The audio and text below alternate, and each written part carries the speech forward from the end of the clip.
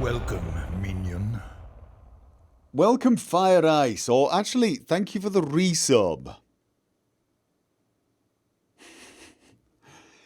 Yeah, I've just updated Windows on every one of my machines, and so of course, for some odd reason, when I started Streamlabs OBS, the default microphone wasn't working, and I didn't know, and I just realised, so I had to set it specifically to the Rode Podcaster.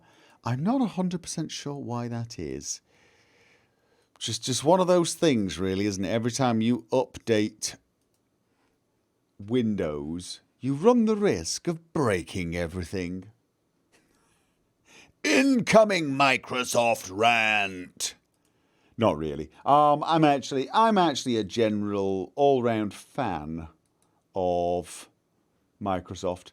But yeah, my microphone, my Rode Podcaster, is set to the default device. So in Streamlabs OBS, I should have been able to set it to the default microphone, and it should have worked. So, did I update Windows 10 to 2004? Yeah. I managed to update all my machines to 1903 a while ago, actually. So I've just updated them all, I think, to Windows 2004. How would I actually find that? How would I see that? It would be... Thank you, Nicky D. If I go to System... Because Windows 10's made everything so much harder for me to find things now. You used to just go along to this PC and hit properties and it would just tell me everything. Oh, it still does, actually. Okay. Operating system. No, it doesn't actually tell me anywhere on that page. System and about. All right, let's do that. Let's go to settings. System about. Oh, there you go. About. I am currently using Windows 10 Pro. Welcome, version 19.1909. I'm on 1909. And if my gaming rig is 2004. So for some odd reason, it's not updated to the very latest version on my Threadripper. Oh, would that be because it's Windows Pro, not Windows Home, do you think?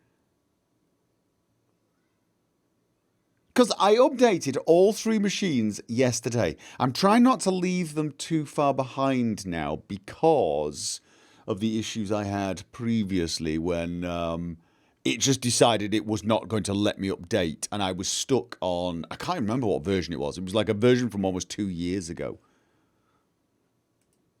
But, like, I checked today at 5:22 in the morning and got all the latest versions. So, you're using 1904. But, yeah, so I'm using a different version of Windows.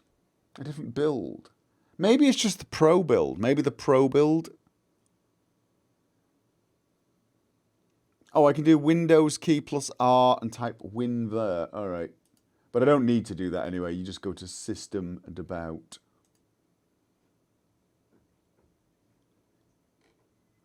Yeah, my laptop is version 2004 as well. And that's Windows 10 Home. So on the machines using Windows Home, I'm on 2004. On the Pro, I'm using 1900, whatever the hell it was I just said to you guys. There you go.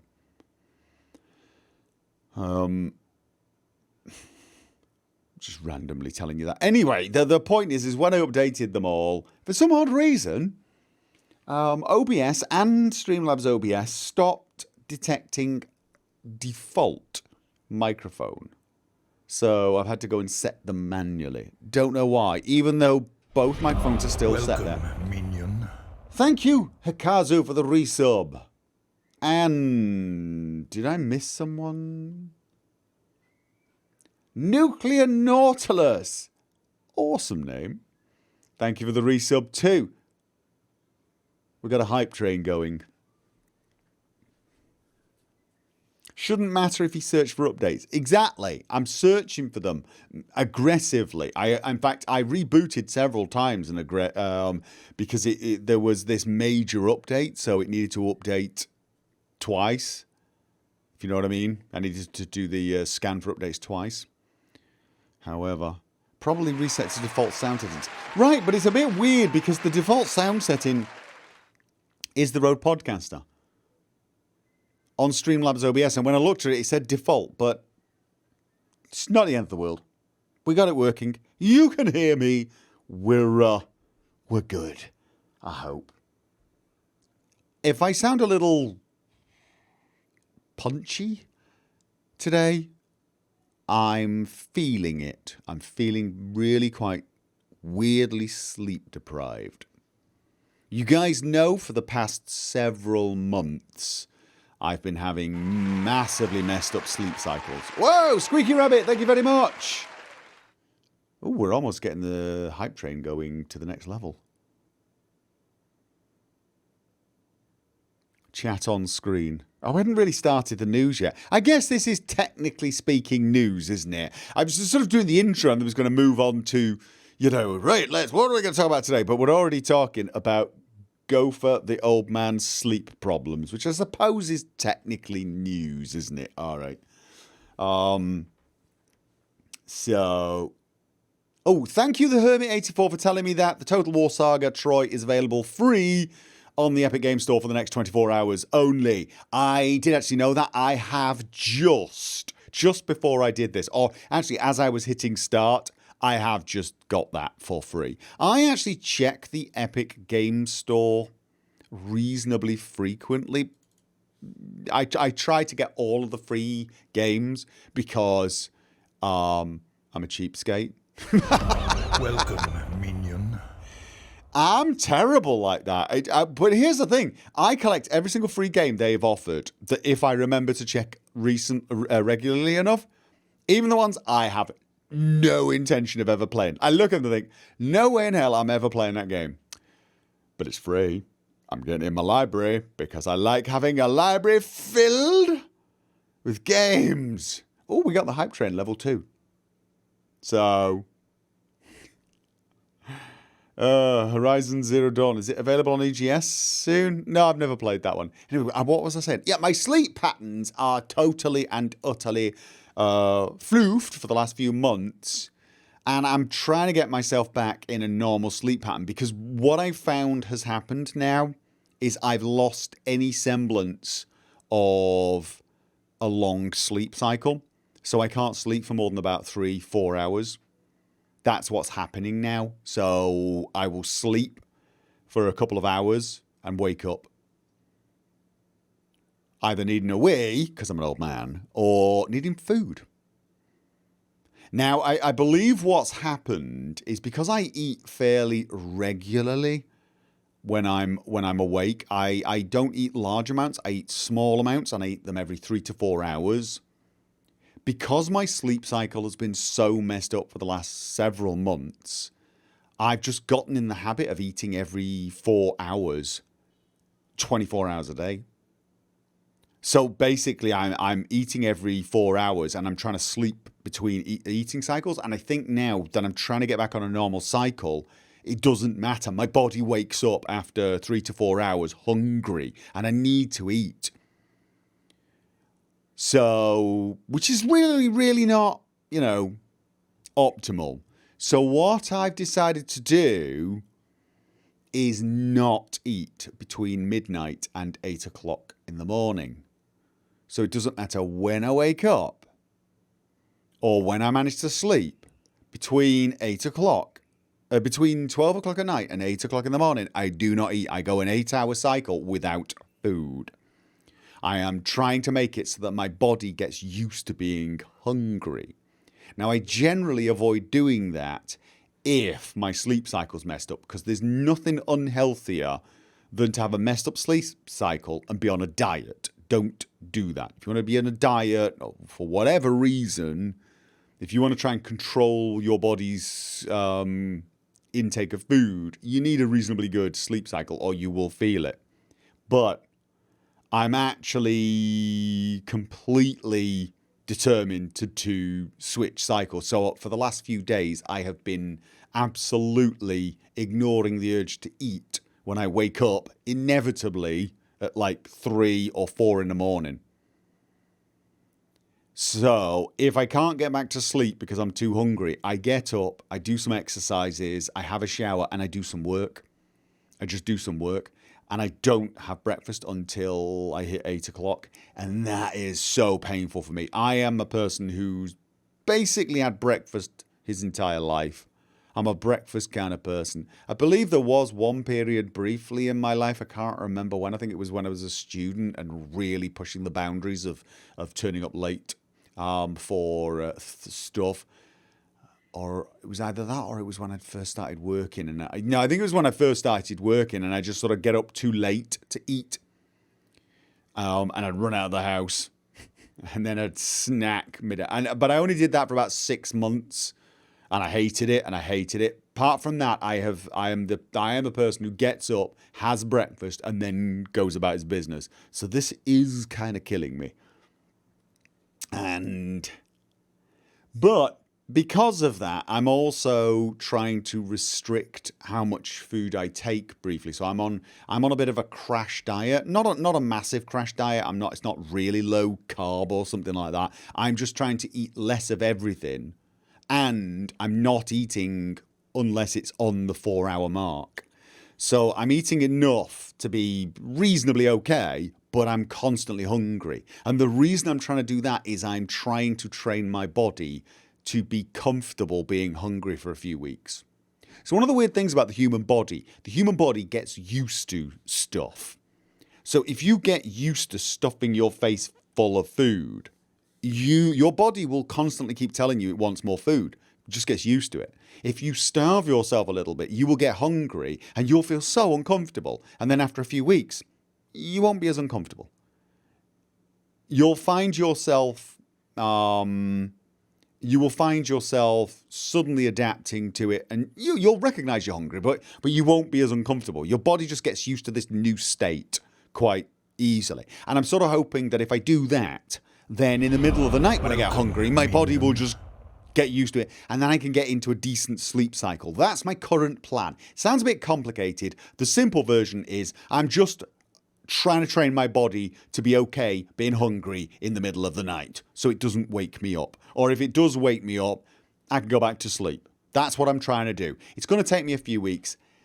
The weird thing is, I'm actually sleeping slightly more already. So I'm up to sort of 4 hours and sometimes 5 hours. I can sleep in a solid block, which is not bad. But when I wake up, on occasion, I'll start getting tired again. And then I'm really, like now, I'm resisting the urge to go back to bed because I want to try and get in a normal cycle. I want to get off the night cycle. So I'm resisting the urge to go to bed. So I only go to bed once it goes later than 9:30, 10 o'clock, something like that. And it makes you feel a bit lightheaded. Anyone who's ever fasted, if there's any of you listening to me now have ever fasted for whatever reason, you will know after about a day and a half of fasting or seriously dieting, you hit that stage where you feel almost drunk. Like, you're not drunk. You know you're not drunk, but you feel a little lightheaded. And you get that feeling that your senses are all hyper aware, because they sort of are. But at the same time, when you move your head very quickly, you almost feel like your vision doesn't shift quite as quickly as it should. Like it is, you know it is, you can see it is, but it feels like it's not. There's something odd. That's just hunger. It's the way your body works. It's the most normal thing ever. And if you're a Westerner, it's the weirdest feeling ever. Because, of course, Westerners, we've never been hungry. We don't elect to be hungry, so we're never used to it. But believe it or not, that heightened state of awareness is pretty normal for our species. It's the state that about 99.9999999% of our species has been in, and unfortunately many of them still are in, for pretty much hundreds of thousands of years. We are the first of our species to be constantly wandering around going, I can't eat anymore, but it's so nice, I've got to shove it in. I was like, So anyway, the problem is, because I'm in that transition period, I'm feeling it. I feel a bit off. I wanted to go training today, but I didn't trust myself. I didn't trust myself to train well. I didn't trust myself to not injure myself. I just felt like, whoa. So, but in a day or so, it will pass. In a day or so, my body will adjust to the new reality, and hopefully I'll start sleeping, and then everything will just slot back into normal. Either that, or I will become a feral animal and I will be seen roaming the streets of Oslo, attacking people and gnawing their arms and legs off. That's the other alternative. That could be a thing. So, there's Gopher old man health news. What about gaming news? Do we have any gaming news? Because we had a lot of reveal trailers, didn't we, from Bethesda? And by Bethesda, I mean Bethesda Softworks, so not Todd Howard.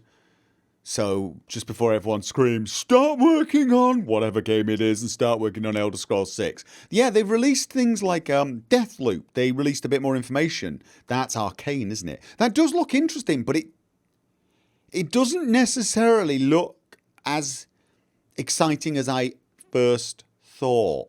And the reason I don't know, because it's difficult to judge, but it feels like an interesting game, a fun game, but it also doesn't necessarily feel like it's a game like Prey or Dishonored, because it sounded like, that you repeat the same thing and have to get better and better at trying to achieve it until you finally win. And I couldn't tell, but it felt... Deathloop is similar to their PRGs. I don't know what a PRG is. So I don't know. So honestly, overall... They say it's similar to Dishonored. Right, mechanically it looks similar to Dishonored and Prey, obviously. But I couldn't tell. Because, for example, they were saying people could jump into your game and play the bad guy. Because, obviously that is not something I have any interest in doing if it's a Let's Play. So, I know you mean similar to the RPGs. Well, I don't know. That's what I'm curious about. It felt... I almost got the feeling that it was more like the Prey Moon thingy DLC, although I didn't actually play that. But maybe I'm wrong. But I got this feeling that it was going to be, you'd repeat the same thing, Groundhog Day it, until you got it right. But I don't know.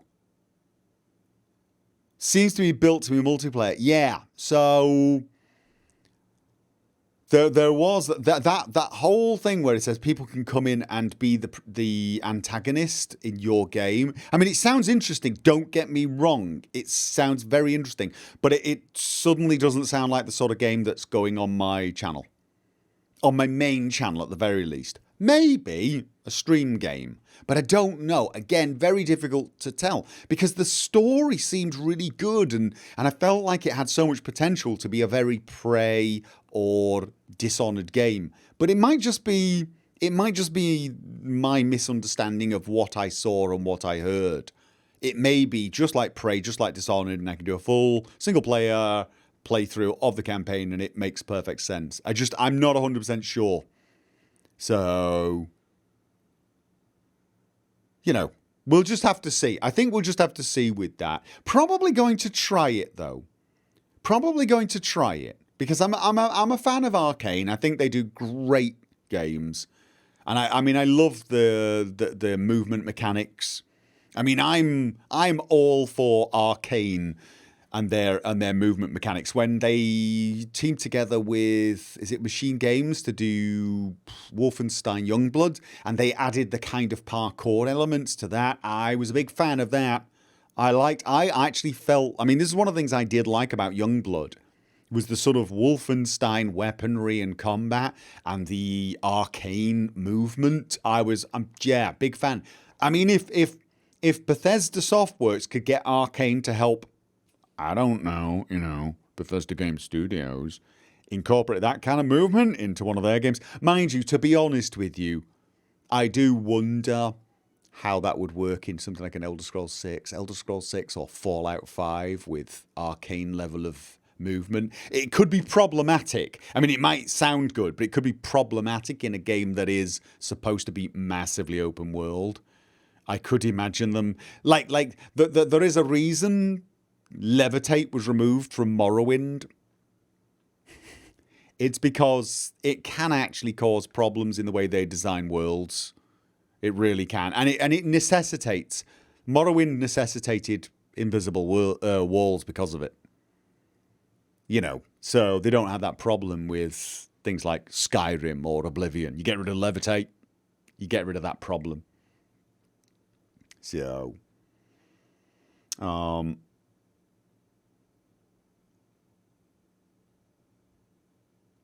the Painter said, Youngblood was freaking awesome. It's just meant for co-op only. Playing it by yourself is boring. Yeah, I mean, to be honest with you, I'm probably in agreement with you. I will say Youngblood did get a little boring. I felt after a while, we got about 20 hours into it, I think, and we were having fun, tons of fun.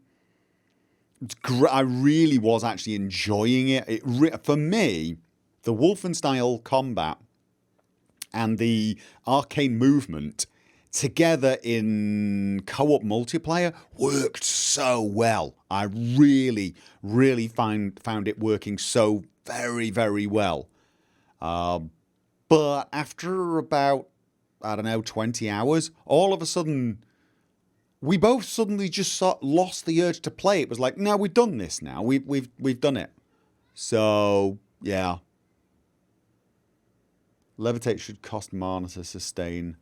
Run out of mana and you drop. Yeah, it's still, the thing is with Levitate in Morrowind, if you had Levitate, it would still let you get places that, they might not want to let you go. Now, in Morrowind, they had invisible walls. I think. Don't shout at me if they didn't, but I'm pretty sure they did. Whereas in Oblivion, you should never have had to hit those invisible walls. I may be wrong, though. Did you just get to a point where it says you cannot go any further? Skyrim just prevents you from going there. Skyrim just has actual physical walls, mountains, that sort of thing. They avoid that issue. But of course, if you could levitate in Skyrim, you'd levitate up and then you'd hit an invisible wall. So, but I'm pretty sure that's why they removed levitate. It was just too difficult to get everything they wanted to do. Especially seeing as I feel like they were getting more vertical in Oblivion and Skyrim than they got in Morrowind in some ways. If you actually look at the design of places in Morrowind, everything looks flat. Everything seems flat. Very old style game. Whereas, there's more of a feeling of verticality in their later games. And I do wonder if levitate, I mean, we all know that if you no-clip in Skyrim and move around, you'll find weird things that you can't see from the ground. Things that might not work so well from up above. And occasionally, it's just, it's probably just easier for them to not let the player do that. Now, it'd be brilliant if they designed it in such a way that made no difference, so you could have levitate. Although, again, there is also the other side of things, and this is probably what they would claim was the real reason, although I do believe it's something to do with preventing the player going places they didn't want them going. They'll tell you that another part of the reason is levitate just became the de facto way to travel in Morrowind, and it did. There were two ways of travelling in Morrowind. Jumping using athletics and sprint, and like featherfall boots. Because if you got good at it and you got enough magic items, you could be jumping like the Hulk and just bounding around the map like a madman, or levitating everywhere.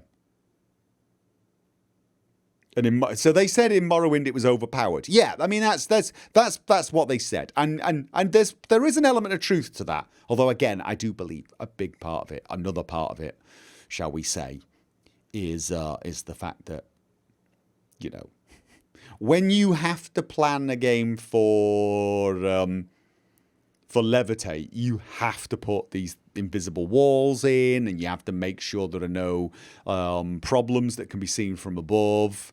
Things like, you know, if you had levitate in Whiterun and you levitate up, why can't you just go over the wall? Why can't you just go over the wall? Well, they'd have to let you, and then they'd have to calculate where you came out and then put you there. But also, the higher you levitate, the more you'd realise there's no real land there, so they can't do all the performance things they do, like cut off the world terrain, you know, and just hide it behind walls and things, because you've suddenly got so much higher, you can now see things are not actually really well made. So there's a lot of it comes down to just, you know, they don't want you going up high to see the shortcuts that they've taken, either because they didn't want to spend time doing it, or B, just couldn't because of performance.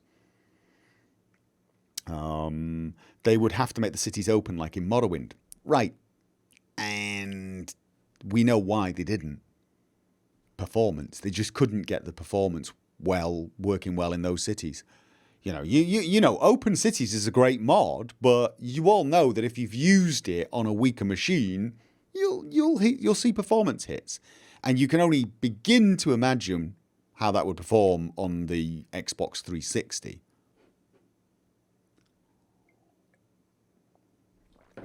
So anyway, so very distracted there. That's why I think that maybe some of the parkour in from Arcane ported over to Elder Scrolls might not work as well, because they would have to then consider this, because there are times in games like this where you create barriers that the player can see over but can't jump over, right?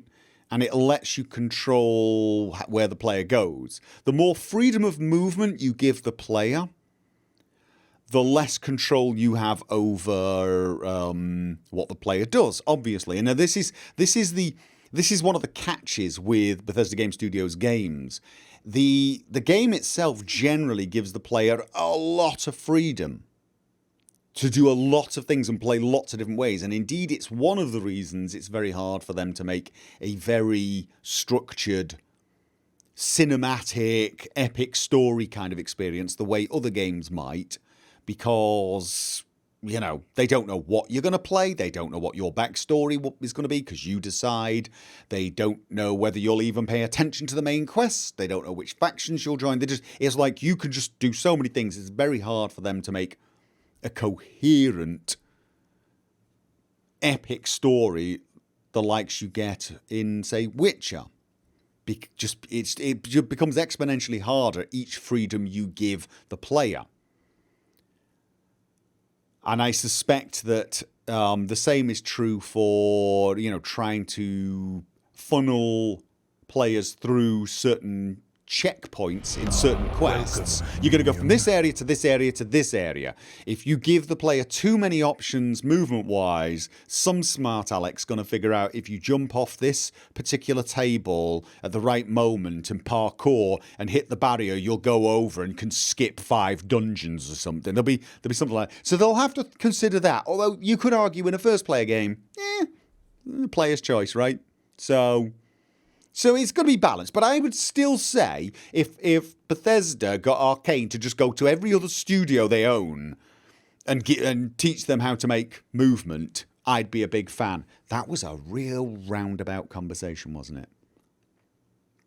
So what else was there apart from Deathloop? There was What's It Tokyo? Ghostwire Tokyo? That looks interesting. But again, I'm not 100% sure it actually looks too much like a Let's Play game for me. I don't know.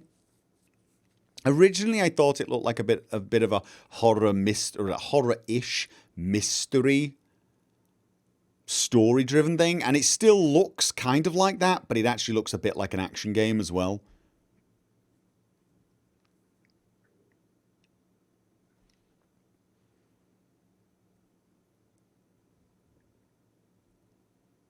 Castle walls would have to have something stopping people levitating over them. It's true, although not so much. I mean, the number of people that can levitate is probably relatively limited, so you wouldn't need the wall to go all the way up. Walls are there to stop the masses of armies coming over, I'd guess, in say, the Elder Scrolls world, you know. It's like castle walls in real life are there to stop people from marching into the city, but it doesn't stop, say, boulders or arrows going into the city. They need some other defense for that. They need some other way of preventing that from happening, because that can happen, yeah? So, but in Elder Scrolls, you could have a magical wall that prevents stuff like that. You could. You could have like mages just come out and bring up magical walls or shields to stop people levitating over. And of course, I mean, Morrowind did have that. Did have the ghost wall. So, but yeah. Anyway, so with Ghostwire, I'm not 100% sure if that's going to be a me game either. What else did they release? What else did Bethesda release at their QuakeCon? I can't remember what. I think that was all I saw, really. I think that's all I saw. Yeah. So, any other game news then? We've got some game news actually, don't we? Bloodlines 2's been delayed, which actually makes me reasonably happy for two reasons. One, if they take their time and, you know, fix things and polish it, I'll be happy. I'm perfectly happy letting companies do that. I'm actually really glad we're seeing that sort of thing happen more and more now. Especially in the time of a pandemic, you know, if these companies are bound to have some issues because of it. Take some more time. Do a better job. And I heard there were some people complaining about some aspects of Bloodlines 2, so maybe they can deal with those. Although I got the feeling some of the people complaining about the stuff in Bloodlines 2 kind of would have hated Bloodlines 1. So it was like, because I heard some people complaining about how it, you know, mechanically didn't look as good as games nowadays should. And I'm like, God, you would hate it, Bloodlines 1. But, you know,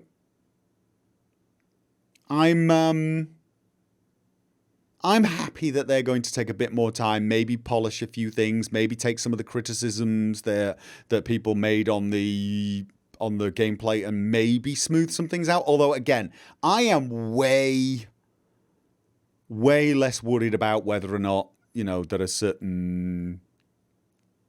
You know, I don't care if Bloodlines 2 looks like a superb modern 2020 game, to be honest.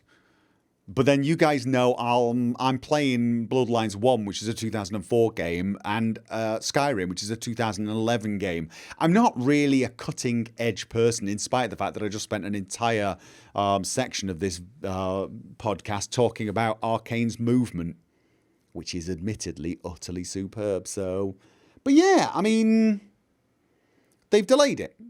The other reason I'm happy about it is I honestly think I was going to have a hard time fitting everything in my timetable. Because we do have, hopefully, Cyberpunk coming out end of September, is it? Is it the end of September? Which is not that far away. It's like 5 or 6 weeks away. I'm hoping I'll be finished with Chapter 8 of Skyrim at that point and can just jump straight into Cyberpunk. But, is it November now? That's a bit of a relief as well, because... No, is it November? Right, okay. Because now the news is, or at least the rumour is, Mass Effect is getting its remaster end of September. And that's a new rumour. Well, it's not a new rumour, it's new-ish. And I've got to tell you, I don't think I've got any choice but to play that. I have been wanting to play Mass Effect. I have been wanting to play Mass Effect for the longest time, and people have wanted me to play it on the channel, but I just couldn't sort of get it in there, and it's such an utter commitment. And I sort of consigned myself and said to myself, you know what? It's such a ridiculous commitment, and because if I start a Let's Play of Mass Effect, I'm sort of going to have to finish all 3 games with all of the DLC, and that's going to be like a 2-year commitment, and I don't know how I'm going to fit that in with Skyrim and other games, yeah? But as soon as they announced a remaster, I knew I was going to have to play it. I literally feel like I've got no choice. That's how I feel. I feel compelled to play it. So now it's what? It's looking like early October. Okay, well that's still, 2 months away. So there you go then. Mass Effect early October. Cyberpunk end of November. I am so glad Bloodlines 2 is delayed. I mean, I am so glad Bloodlines 2 is delayed. Have I played it before off channel? You can't. It's coming out in a couple of months. Do you mean the original Mass Effect? God, yes. The original Mass Effect I played the first game. I only played the first game 3 or 4 times through. I actually think I played it twice through technically. I just did I did a soldier character and then did the second playthrough with the same character, so you get, higher level. I suppose you'd call that the NG plus version of the game. But I also did an adept as well, I think. I know for a fact I did a soldier playthrough and an adept playthrough, and I took them twice for each character. I may have played more. It was a while ago.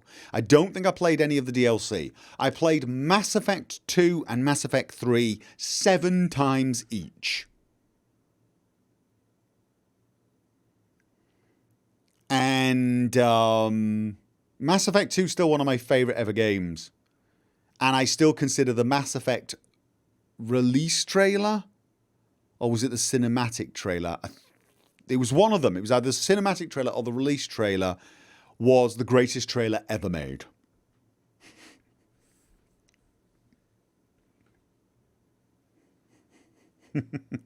So, yeah.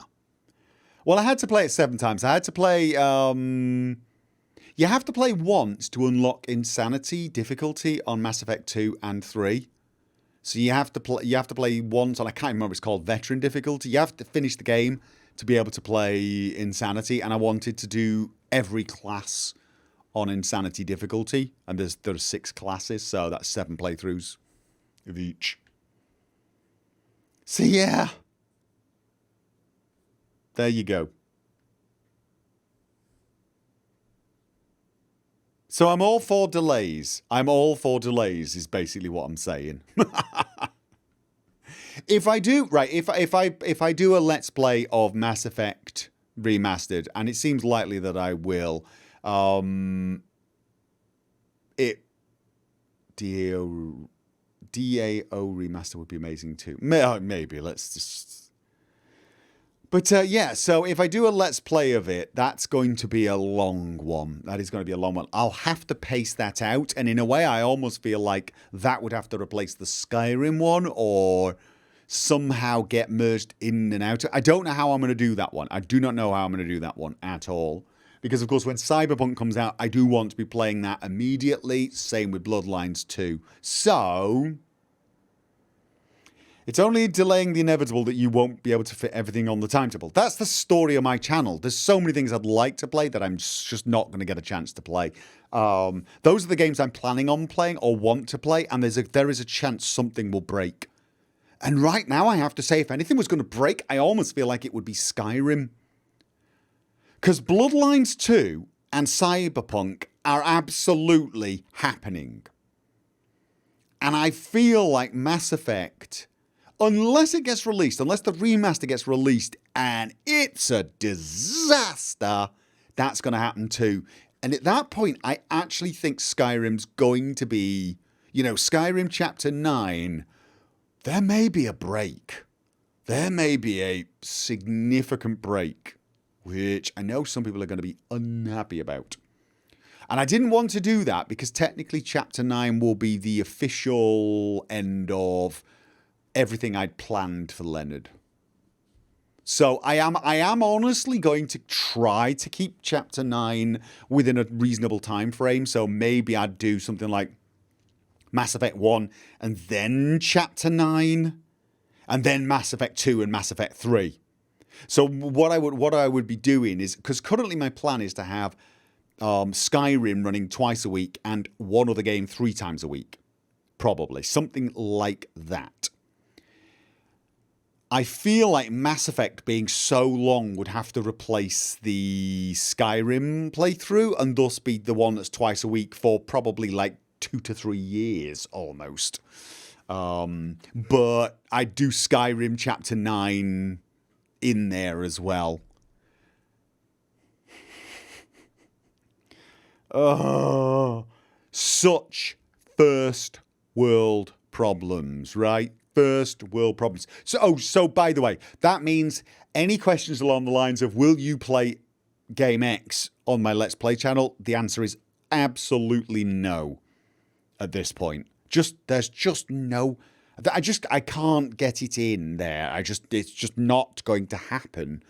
Even if I cancelled Skyrim now, even if I cancelled Skyrim right on the spot, I've still got too many things already planned to go in.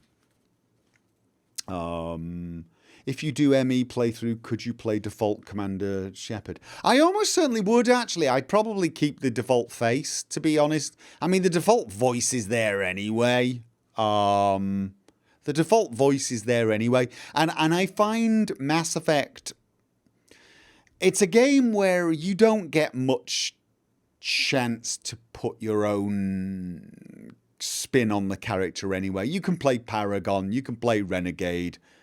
I did do a little bit of difference between all my characters. All my characters did have a bit of a difference, but it's not going to be a Leonard. We're not going to have a Leonard or a Jack. You can't have that sort of a unique character. They're all Spectres. They're all elite special force soldier types. They're all Mighty Morphin Power Rangers, right? They all are. They're all Mighty Morphin Power Rangers. There's no way around it. That's what you are. You go in as it. There you go.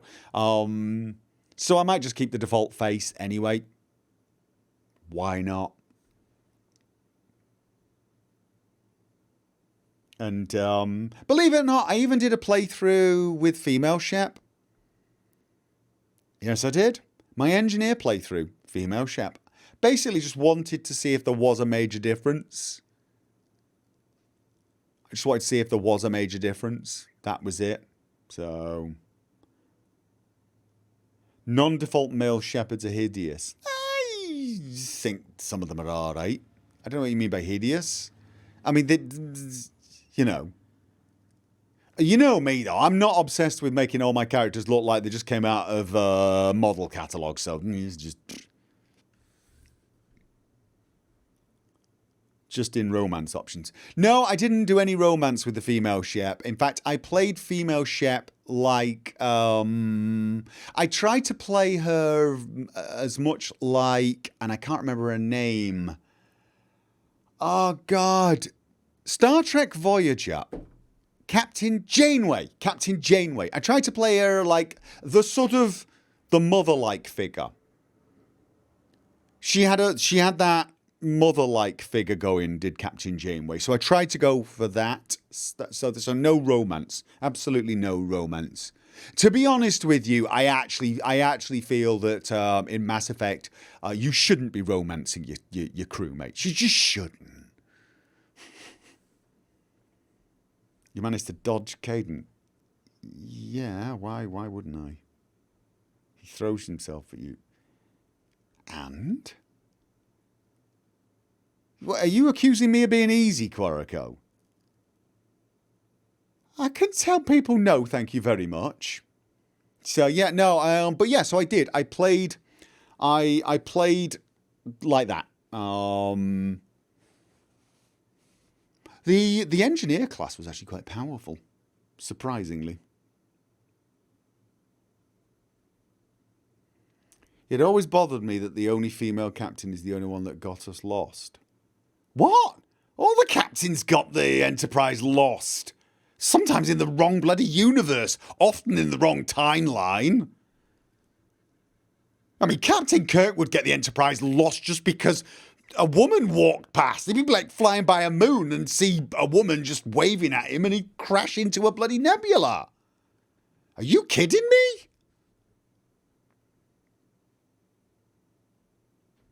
I mean, Picard was the first sensible one. He was the first sensible captain. I mean, there was only 2 prior to him. But even he occasionally, took them and got them trapped somewhere and got humanity put on trial.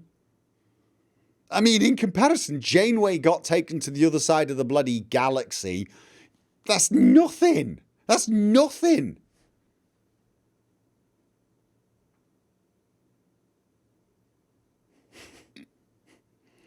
DS9 best Star Trek.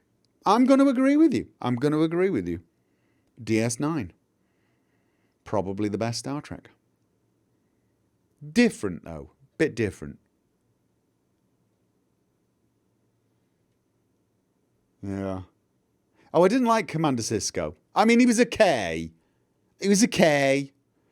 But I didn't watch Deep Space Nine for Commander Sisko. I watched it for pretty much all the other characters who were brilliant. Quark. I mean, just the Ferengi in general.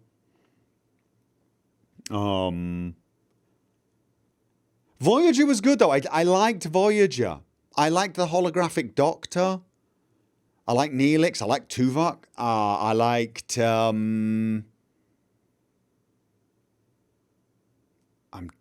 trying to think what else it was I liked about that series. Actually, now that I can't actually remember.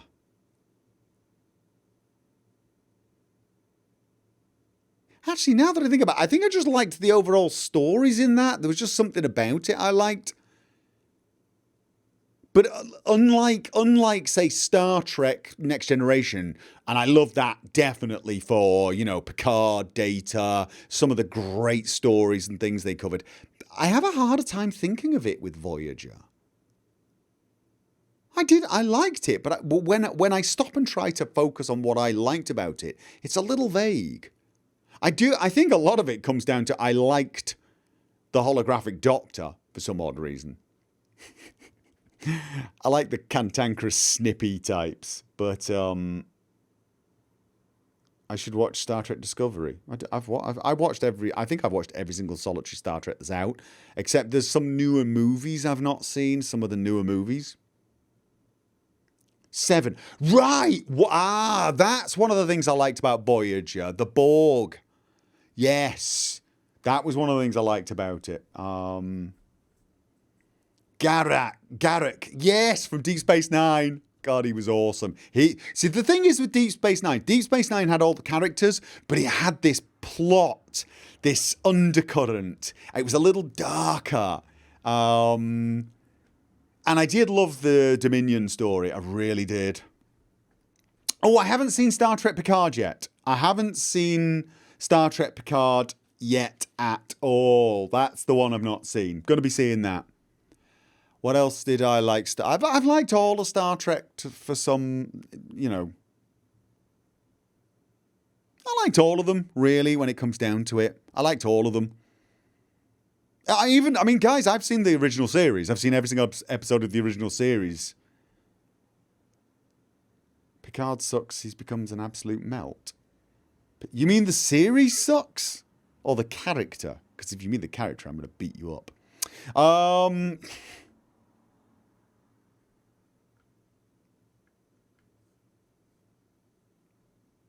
Did I see the old animated series? All right, no, I've not seen the old animated series. All right, I've seen all of the non-animated series except for the new one, okay?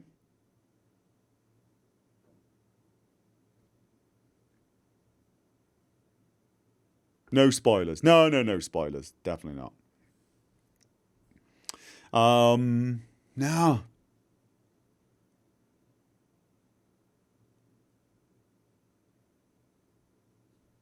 I can actually see replies now in the chat. That's weird. I can see who you're replying to. Have I always been able to do that, or is that new? Imagine a space-themed South Park video game. That's new. Okay, that's good. That is good. That is good. No spoilers. Yeah, if there's someone out there like talking about the plot lines, don't spoil it for anyone, especially not me. Picard is the best captain. Absolutely. They all had something though. They did all have something. Apart from Cisco. I don't know what it is about Cisco, but Cisco just... The series was never about him for me. It's not that I didn't like the actor or even the character so much. I just felt like he was, generally speaking, not important. Like the captain in Babylon 5. I mean, the captain in the first season became important after he stopped being the captain. But to be honest with you, you watch Babylon 5... I can't even remember the names of the characters. I cannot remember the names of anyone. I can't even remember the races. The guy with the bald head but the funny hair, he was awesome. Had a strange Eastern European accent. There's the guy with the funny, almost reptilian face. Began with a G. G-Card or something. Was it G-Card or... Garibaldi. Was it Garibaldi was the... I can't even remember the races. Londo Malari. G-Car! I got G-Car's name right. Yes! Flexing. I mean, I loved Babylon 5. Could barely remember the captains. And the female lead? I believe she's French.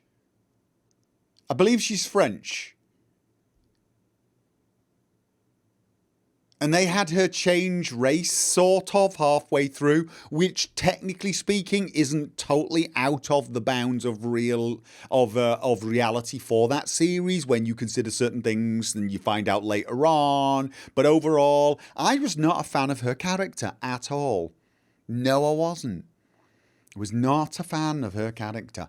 And I will tell you, whilst I appreciated the ending of Babylon 5 was sort of good, artistically speaking, storytelling speaking. I wasn't happy.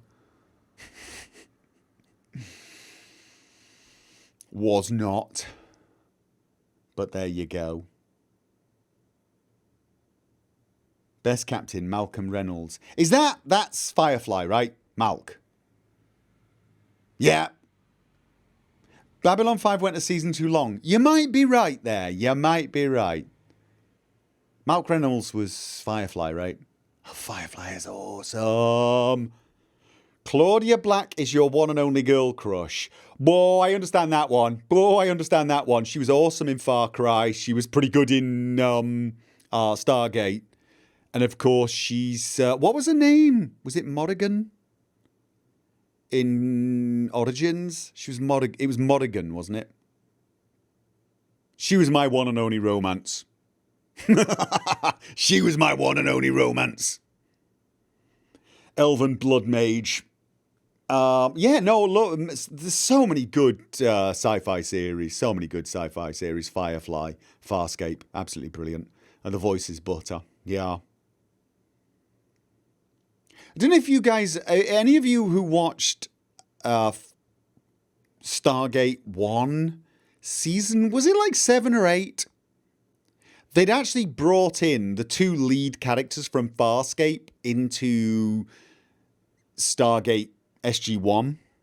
And there was a one There was a one episode where they were doing Minion. different ideas for TV series and they parodied Farscape, and it was absolutely brilliant. It was just, if you were a fan of Farscape and Stargate, it was such an awesome episode. Chica, thank you for the resub. Blue Daedric Dragon, I missed your resub, as well as 3V. Sorry about that. Welcome, Minion. There are just some classic episodes in some TV series that I will never ever forget. And that was one of them. Oh, I'll tell you another unforgettable episode in a TV series. The episode of Buffy the Vampire Slayer where everything was sung. It was a musical. There was no spoken line. Everything was sung. And there was an actual plot reason for it. And it started off and I thought, what the hell is this crap? Don't you dare balk Buffy for me. And it just started getting better and more brilliant till I just was so in love with it. Was it called Once More with Feeling? Yeah. Oh.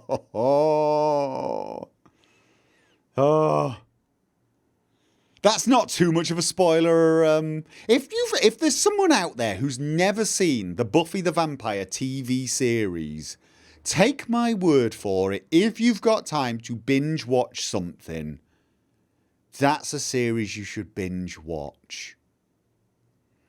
It's less about the subject and more about the character development and the writing. It was absolutely superb. It's just so worth watching it. You don't need to watch the movie that began the TV series off. You don't. But watch that. You can even watch the spin-off, which was Angel, which was okay, actually. It was okay. But Buffy the Vampire Slayer, just absolutely superb. You like the movie. The movie wasn't bad, actually. The movie was not bad. It had some very funny moments, and it had Rutger Hauer, so that's always a good thing. But you don't need to actually watch it to follow the series at all, and it is a different Buffy. It's a lot of episodes. Oh, it is a lot of episodes. It is a huge number of episodes. So, Pete Eric, thank you for the resub. There's so many classic series. The Expanse. Okay. I might have that on my to-watch list, but I'm a rogue demon hunter. Oh God, wasn't that Wesley? Wasn't that his name? Wesley?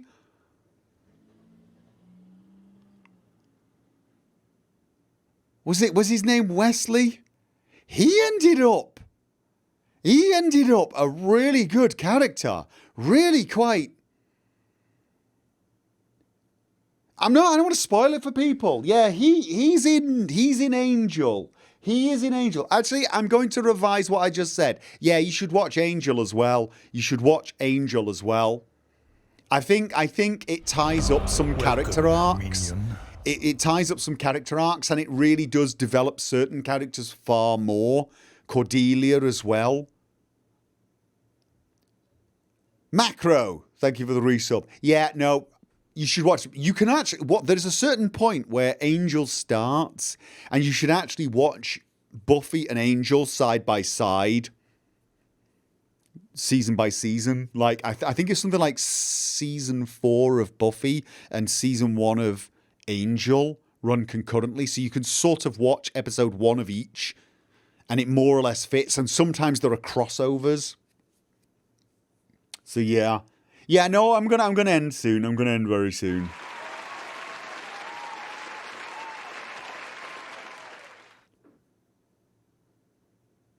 You have to watch Angel, because Spike does a crossover into Angel, and Spike's probably the best character in there. Actually, I mean, Xander was awesome. Willow was amazing. Giles is brilliant as well. Buffy's good. Even Buffy. And normally, I'm one of these people who ends up not being as big a fan of the main character as all the supporting characters, you know. But Josh Whedon's got a good way of making really good main characters as well as good side characters. So, but Spike's awesome. The character who played Spike, I can't remember. He does another character in. It's in I think it was in the Doctor Who spin-off, called Silkwood, I believe, and that was brilliant as well. Oh, by the way, someone earlier asked, had I seen the finale of Doctor Who? I've not actually seen any of the episodes since they went to the female Doctor Who, so is it available on Netflix? I don't think it's available on Netflix yet. Torchwood, that was it. Torchwood. What was Silkwood? Oh, that was a computer game I used to play in the 90s. Yeah, Torchwood. Right, yeah. And Torchwood was a really good spin-off series, actually. A lot darker than Doctor Who. Really, I mean, a lot darker than Doctor Who. So, Lorne was indeed possibly the best character in Angel. I can't remember which one Lorne was, to be honest, then. The BBC is now streaming their own service. Is it a world series? Or do I have to be in Britain to see it? James Marsders plays Spike. Right, yeah. Captain Jack. Captain Jack. Yeah, Captain Jack. Yeah, Captain Jack was... The Torchwood, it had a second season, didn't it? It had a really dark second season that ended in America and almost seemed to be suggesting that Torchwood was going to go and have an American continuation, but it never did, or did it? It has a fourth season? So they've really... This is because they're not streaming it anywhere else. Have I got completely behind on this? Has Torchwood... Did they do it then? Did they continue Torchwood on in America? As I got the feeling they were going to? How do you gamers find time to watch so many TV series? Well, I don't, and that's the problem. I've not watched TV series in such a long time. The American one was the fourth season, then it was cancelled. Right. Oh, so there was 2 seasons. There were 2 Torchwood seasons. Yeah, there were 2 Torchwood seasons that like the main ones. Then there was that third one that got really, really weird and even darker than normal and ended up in America. And then they had a 4th one in America, and then what was it? Crap. Okay. All right. I mean, Buffy the Vampire Slayer, we're talking back in the 90s. I used to watch a lot of TV series Saturday and Sunday morning. I would get out of bed. Up until a year or so, I would get out of bed and I would sit and watch a TV series while having breakfast. But I haven't done that in like a year.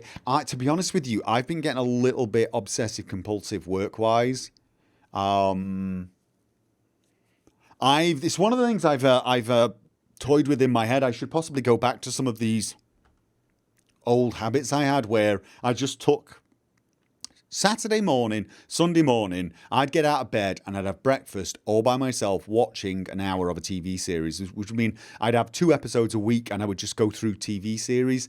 And I'm finding it hard. I haven't gone through any TV series on Netflix in the longest time. The number of TV series that everyone was going to be shocked that I have not watched is amazing. Finally watched The Witcher, watched that with my girlfriend.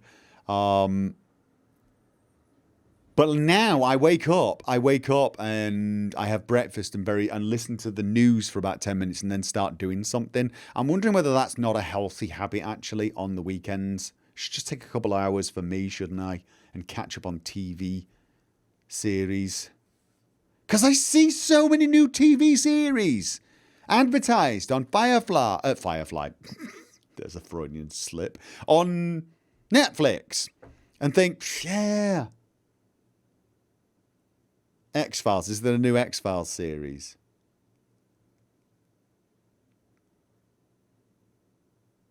Yeah. There are some excellent DC series on Netflix at this time. The DC series are the only ones that I've watched. And they've all... Oh, no, I lie. The Marvel ones. Which DC ones are there? Isn't it? Oh, there's the one that's all about the teenies, the teens. There's a new Star Wars series. Isn't that The Mandalorian? Don't I have to be on, like, I was about to say Microsoft for that? Disney for that? Titans. Yeah, Titans. Flash. Oh, right. Flash. Right. I was watching. Right. I used to watch the Green Arrow. Sorry, it was the Arrow, wasn't it? I used to watch the Arrow, and I was watching Flash. But honestly, I went completely off them. I think it was in the second season of Flash. I just really went off it. And I don't really know why. I think some of the character arcs just got a bit silly. I might have even got to the third season. I can't remember. I remember there was another speedster from another universe, but they got the bad guy from the first season, came back in the second season from the other universe. And so I felt it just got a bit, that's what. And even the Arrow got a bit as well. Like, for example, they started spending more time on the island, and then suddenly it turns out he wasn't. Oh, no, I don't want to spoil it. But it turned out that the backstory I thought wasn't quite what I thought it was, and then it got. I don't know. I don't know if it matched the comics or not, because I'd never read those comics. But it just started to get a bit bloody soap opera as well. And I'm all for character development, and I'm all for relationships and everything, but it just got a bit. And there were times I just found myself. And this was at the time when Marvel brought out Daredevil and Jessica Jones. And just, and they just knocked it out of the park. And I think that's what it did. I think that's what it was for me.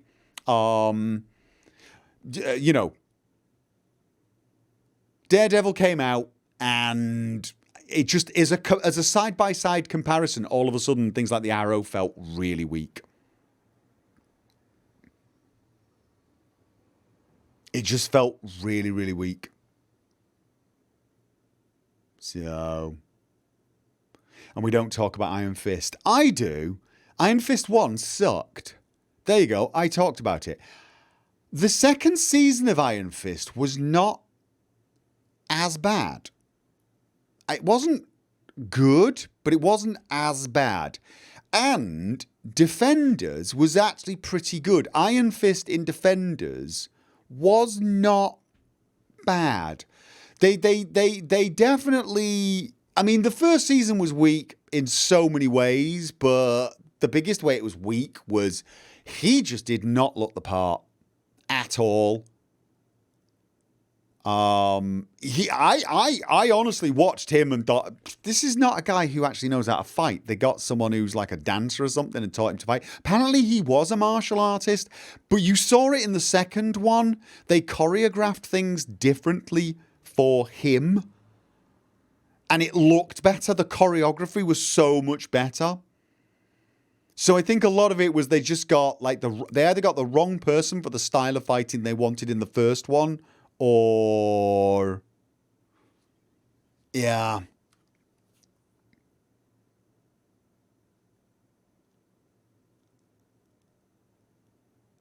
I don't know. It's love-hate with Iron Fist. Love-hate with Iron Fist. There were moments. Jessica Jones was brilliant. Jessica Jones was brilliant, full stop. But the first season was absolutely awesome because of Kilgrave. You are correct, Knerter. Welcome, minion. Thank you, Dark Phoenix Gaming. But yeah. Yeah. But Jessica Jones is one of those series that was just brilliant all the way through. Daredevil was brilliant. The Punisher, very surprised. Really did like that. Definitely a fan of The Punisher. Big fan of The Punisher. Luke Cage was the one I'm least. I mean, Iron Fist, yeah, season 1 not good. And yet it's Luke Cage is the one that leaves a sour taste in my mouth, because Luke Cage started so good. And the first season, I just felt... I don't know if any of you ever remember Highlander, the TV series. Do you ever remember it? It got halfway through. It was a pretty good series, actually. It was okay, but it felt... It was very cheap feeling. But there was this weird thing where halfway through the season, they just shifted to Paris and everything changed. Like, really just massively changed. And it was weird. And it was like, I wondered why, sort of thing. I got that vibe in Luke Cage. Luke Cage was halfway through and, like, it was him versus... Yeah, well, I don't want to give too much away, but halfway through, something just shifts and the whole thing changes and you're like, whoa, whoa, whoa, whoa. Okay. And then... You've never seen Highlander the movie. Fix that! The first one only. Don't watch any of the other movies. Do not watch Highlander 2. Do not watch it. Pretend it does not exist. It's kind of like The Matrix, right? Watch the first movie. Good movie. But, yeah. Then second season of Luke Cage, I just didn't like his character arc. They were trying too hard. They were trying too hard to make him something he wasn't and didn't naturally play very well either. And this isn't too big of a spoiler. The ending sucked. I mean, the ending wasn't just confusing. It actually looked like the people directing it were confused. It, to me, felt like it ended and then they put a second ending on, but the second ending was a different ending to the first ending. Like, literally, it was one of those things of Luke Cage has to make a choice. He's got to choose the corrupt evil path or the good path. And he chooses the good path. Yay! And then the next scene, nope, he chose the evil path. What? What? No, I'm sorry. I'm sorry. Luke Cage wait. Why did he do that in that scene prior then? Because it wasn't even like they just made the wrong decision. They made both decisions. I felt like they gave us both endings. Like they went, here's this ending, and then stopped, and then gave us the next ending. And all of a sudden they set up, for Luke Cage 3, the new protagonist is going to be this person. She's going to be evil. And you're thinking, no, that's so not in character for her either. That's not in character for Luke Cage, and that's not in character for her. You've just transplanted new personalities into them because you want to explore a totally different... I'm glad Luke Cage got cancelled. I'm glad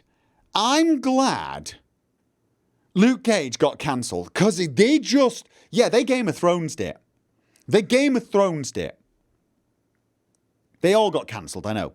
But I was unhappy that all the others got cancelled, including Iron Fist. I wanted to see where they were going with Iron Fist. I did. I started to like the Iron Fist. Season 2, it grew on me. And I forced myself to go through Season 1 because I knew Iron Fist was going to be in Defenders. And I wanted to know. I'm that sort of a person, right? So I forced myself through it. And it was hard. I almost quit Iron Fist 2 or 3 times, right? But Season 2, I didn't. Once I actually got halfway through Iron Fist Season 1, the pain reduced. But Season 2, I actually found just took me along. It took me along. Source Scott. I'm not going to mention what you just said because it's kind of spoilerific. I don't know if you know, but that is actually canon in the comics, lore friendly in the comics. It was hinting at another character arc and one that was consistent with the comics as far as I know. I've never read the comics on this, but I was a bit curious about it at the time. And I got the feeling I was missing something and apparently it was. So I was really curious where they were going with that at the end. I was very curious. So, but Yeah, so even that one I wanted to see continued. But Punisher and Daredevil, I wanted them to continue. Now, Jessica Jones, I'm not saying I wanted them to cancel it, but I'm happy with the way they ended it. Like, I feel like with Jessica Jones, they took that and I actually, the way it ended in season 3, I was like, all right, you know what? There may be nothing left for them to tell. Like you'd look at it and you think that was brilliant, but maybe it's the place to end it. But with Daredevil, I mean, you could argue the same is true of Daredevil, but I don't think so. I think and Punisher. No, give me more Punisher.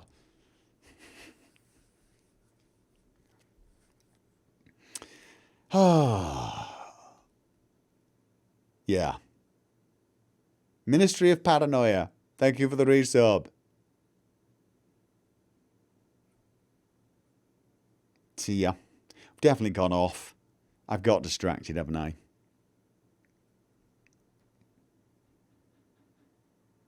Is that a pronoun now? To Game of Thrones something? That would be a verb, wouldn't it? Yes, it is. The Game of Thrones it. That is now a verb. Isn't Daredevil coming back in Spider-Man? Oh, yeah. I'm sure Daredevil will return with I keep wanting to say Microsoft. With Disney. I'm sleep deprived, guys, although it says a lot that I automatically get. Is there a reason I'm getting Disney and Microsoft, like, switched in my brains? Is there a connection there?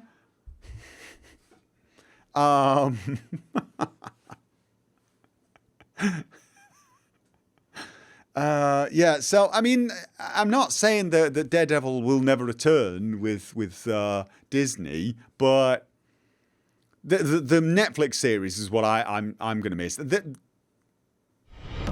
Welcome, minion. Have I ever thought about chat currency or whatever that is for Twitch chat?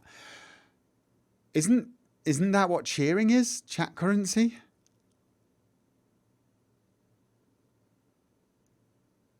Umbrella Academy is great. I intend watching the Umbrella Academy, but I have to wait a couple of years, I'm afraid, because my daughter, who is 12, really wants to watch that. So we're going to have to wait until she's maybe about, because it's for 16-year-olds, and I think maybe when she's 14, I'll go, she can watch it now. I mean, personally, I'm looking at it thinking, she's watched the entire Avengers series, every single Marvel movie. She could probably handle the Umbrella Academy, but it is 16. So, yeah. Thank you, Snake Doctor. I can hear it. Yes.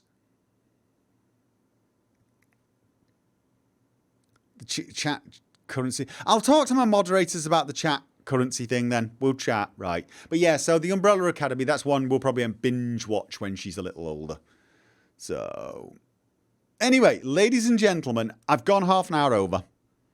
I've gone half an hour over. So, I'm going to end. I'm not getting into any more conversations. Sorry, Unoctium. Right.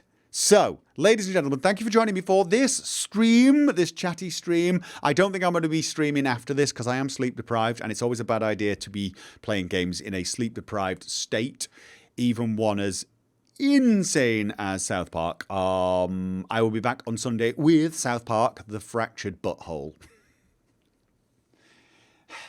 I'm supposed to say that with a comma, aren't I? South Park, The Fractured Butthole. Because that's what it's supposed to be, but there is no comma. So, yes, good night, ladies and gentlemen. I will see you soon.